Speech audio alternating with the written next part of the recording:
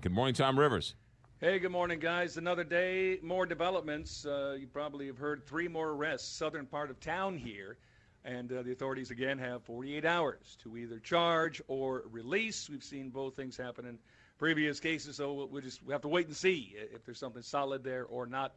That's in addition to another individual, 23-year-old man, arrested yesterday here. Same deal, so 4 people arrested. The threat level, highest level in the country. Can't go any higher. It's been at severe for about a decade.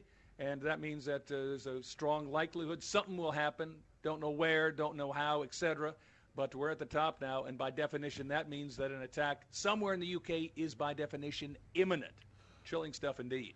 Tom, the one they captured yesterday, is he still the same status? Is he sort of thought of as the ringleader? What's the thought between these and the ones yesterday? At this stage, they don't.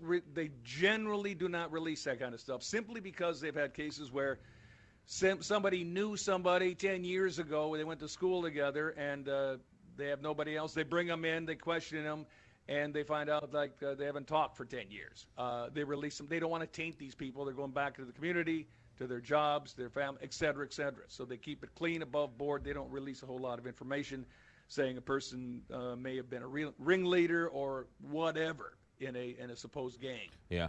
You mentioned the threat level was the highest it's ever been. There's also thought of a second terror plot. But there's no evidence of a second terror plot, is there?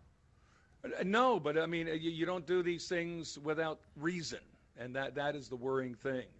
So they must know something that they have not disclosed, and for probably good reason out in the public domain, that they're chasing down other folk out there. That is the leading concern. And one other development, and they're taking a page from the French. Whenever you go to Paris now, you're going to see a lot of police on street corners with automatic weapons and soldiers. And they're going to do the same thing here in the UK. They're going to free up about 5,000 Army members and put them in front of places like the British Museum, Trafalgar Square, maybe outside of Parliament Square, etc. They're going to get the cops off of those locations and get them doing more important, precise, detailed work, detective work, investigation work, that sort of thing. Makes sense, and that's what's going to happen here. Tom, in terms of the people injured and killed, any new numbers and or updates on that? Yeah, they're running with the same numbers, and sadly, it may rise. 22 is the number we're still looking at of, sadly, the people who have perished. The number, though, that are injured is 64. That's gone up a little bit. And of the 64, we know that 20 are in a pretty bad shape, either very, very serious or critical.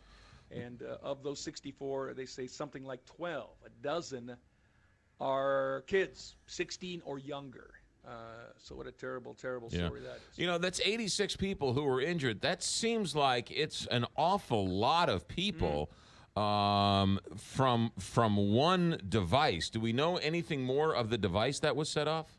Yeah, well, the authorities are going over it with a fine-tooth comb. They're looking at chemical signatures that would be beyond you and me in a high school chemistry class. But they want to know, is it an example of something they've seen in the past? Who made it? Where was it made? That sort of thing. And one of the theories is that there could well be a very, very experienced bomb maker out there that may have already made some devices or is in the process of making some, who they could then offload onto another young individual that'd be willing to lose their lives. Very, very frightening indeed. Tom Rivers, live in Manchester. Tom, thanks for your time.